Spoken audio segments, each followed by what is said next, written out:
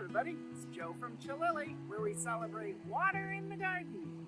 It's autumn here in St. Louis, so that means it's cattail season.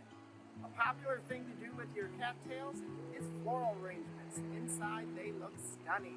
We're going to give you a few tips on how to collect them and how to save them.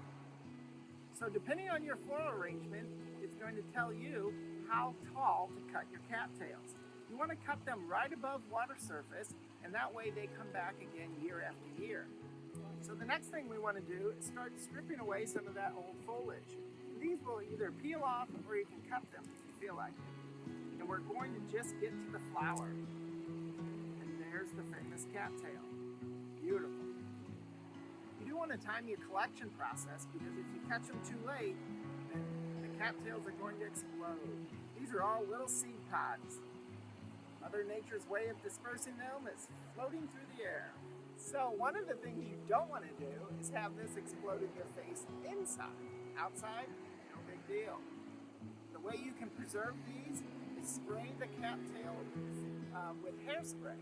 This will keep them from exploding, and your arrangement will last inside for months on end. I do thank you for watching.